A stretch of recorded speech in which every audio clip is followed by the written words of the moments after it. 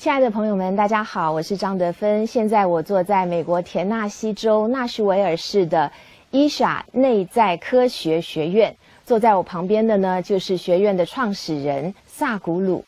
他是一位相当具有远见的人道主义者，同时也是影响印度当代50名最重要的人士之一。当然，他也是一位伟大的瑜伽士。今天呢，我就要就中国人常常面临现代的一些问题来请教他，希望得到他一些智慧的开示。Hi, Sadhguru. Nice meeting you. Namaskar. So first of all, I'd like to ask you one question. That is, China is now developing very fast. But with the growth of the economy, people are getting less and less happy. Many people having the depression symptoms, and many of them committed suicide, which create a huge problem for the society. And for Chinese, we think depression is kind of a mental disease, so we are ashamed to talk about it or ask for help. Or we think it's just a temporarily emotional discomfort. We ignore it. So what do you think about depression? And is there any good methods to cure it? We can label human suffering in many different ways. You can call it varieties of depression, you can call it anxiety, you can call it stress, you can call it disease, you can call it madness. Yes. But essentially the problem is just this, that most human beings have not learned how to handle their own thought and emotion. Or in other words, most human beings have not learned how to handle their own intelligence. This is because right from your childhood, you're too busy wanting to conquer the world. You forgot that without having this in your control, this human mechanism, this body and this mind in your control, even if you go and sit on top of the world, still life will be miserable. So this is why inner engineering. By engineering the outside world, you will have comfort and convenience, but you will not have well-being. If well-being has to happen, you have to engineer your interiority the way you want it. When you say, today the Chinese are suffering from depression, we must understand, China as a nation is a single largest phenomena in terms of moving a large mass of people from extreme poverty to a certain level of affluence and economic and physical well-being. Probably never before in the history of humanity, nearly 1 billion people or more than 1 billion people have moved from poverty to affluence in a matter of one generation. Never before. When you move that rapidly, there will be some pains and aches but one must understand it's all worthwhile, because being in a state of poverty or in a hopeless state of poverty means that a human being has no opportunity to find expression to their life, either in terms of one's genius or their emotions or their skills or their many other capabilities. Nothing will find expression. So, when the outside becomes better than what it was in the past, we must also gear ourselves within. Otherwise, all this effort, a generation of people worked to bring you to this place as a nation, all their work will go waste if you sit and suffer depressions. All this was done believing that it will bring well-being. So as external situations get better, it is very important to work on the inner situations.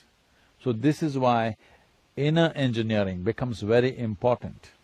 What inner engineering means is, we have understood that in the external world, unless you handle it right things won't work. We can call this science, technology, but essentially understanding the realities and doing the right thing about it. Isn't the same attitude and approach equally important when it comes to interiority? When it comes to inner well-being, people are trying to make it happen through belief, by looking up towards heaven, or by philosophies, by ideologies. No, inner well-being also needs to be approached in a scientific manner. As we understand that the external realities must be understood in a scientific manner and handled with appropriate technologies, similarly inner well-being must be approached as a science and handled with appropriate technologies. It is these technologies for well-being that I'm referring to as inner engineering. Okay.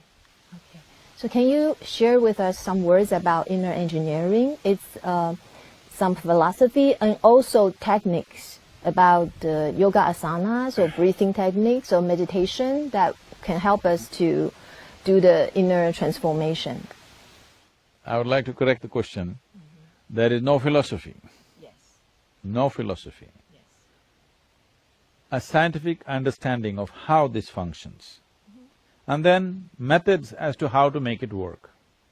There are many ways to look at this, there are many complex ways of looking at it. One simple way of looking at it is, see what you call as my body right now. They say, whoever measured it, they're saying that every second of your life,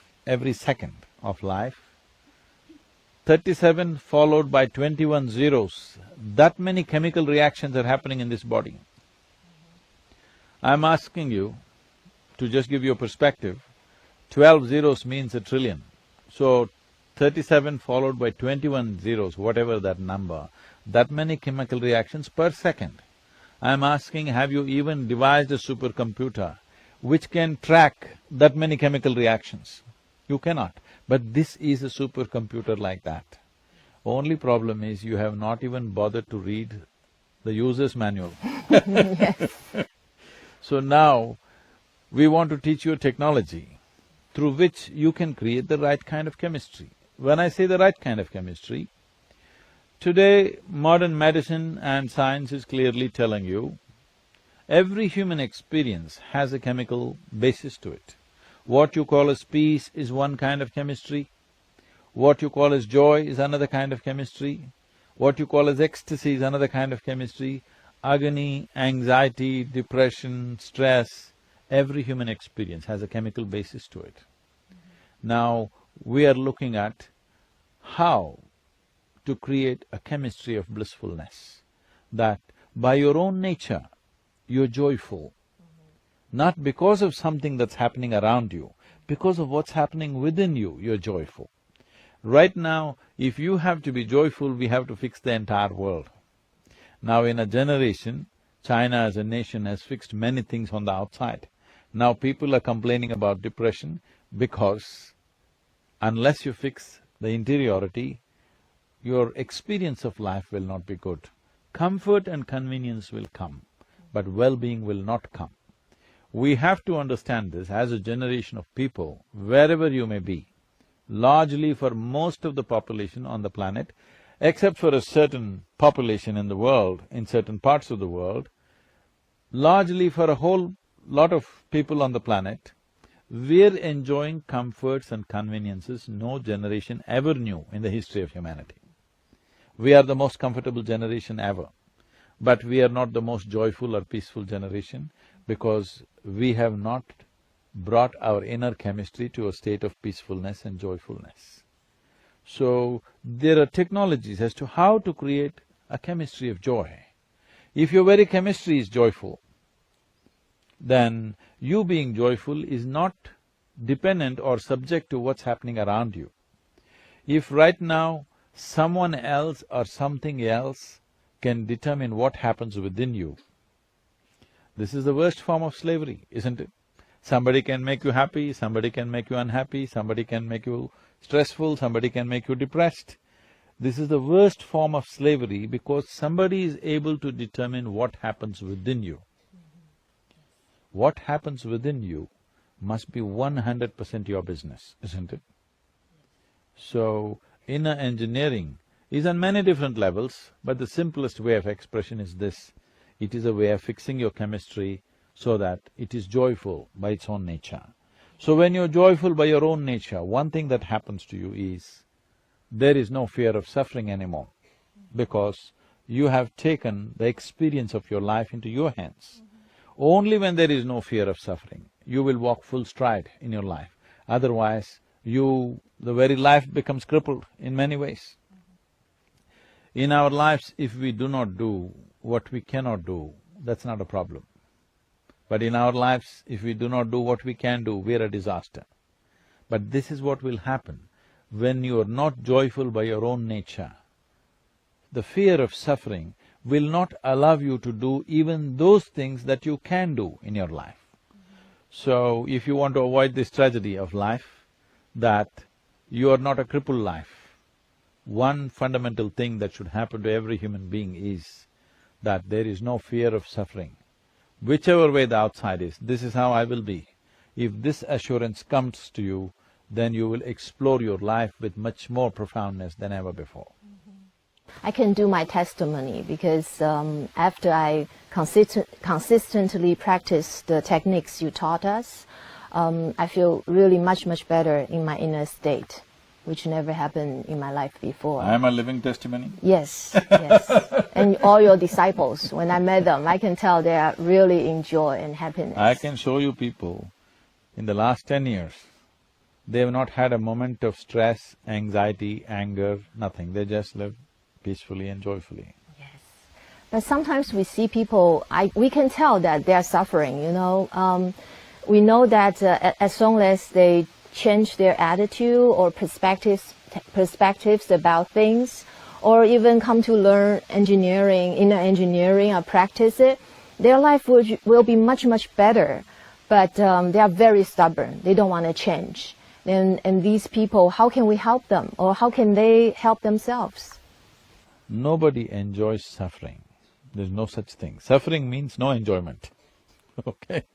You cannot enjoy suffering, but they think there is no other way, because they have made investments in misery. Okay. What do you mean by investment in misery?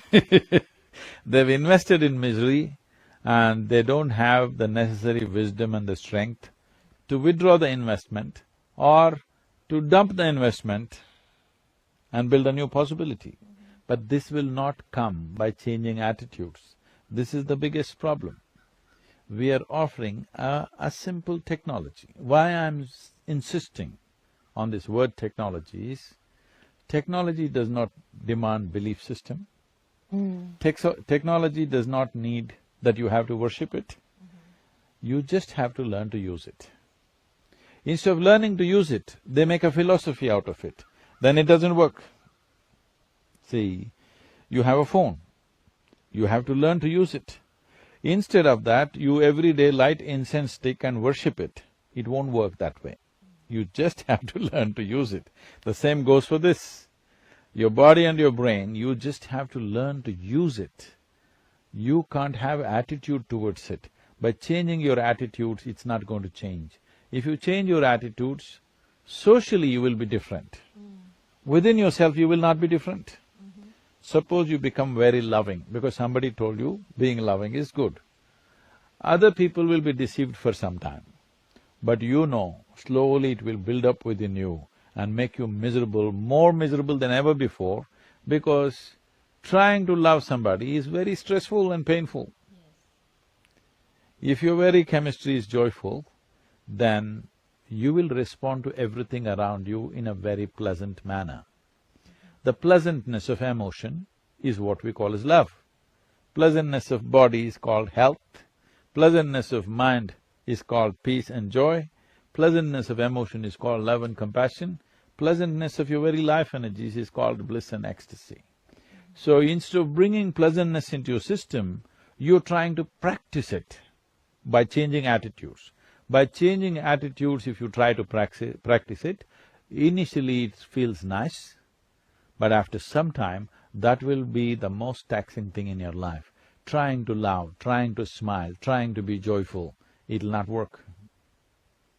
If you change the fundamentals of who you are, if you take away the friction within you, being peaceful, joyful, blissful is a natural consequence of that.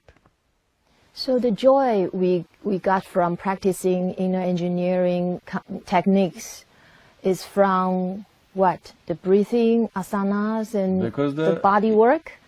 And then get into the emotional part? Because the chemistry is changing. You can have it checked up. Oh. You can have it checked up, the very chemistry is changing. Many of you, even if you try to get angry, you can't get angry. Try and see. I see, okay.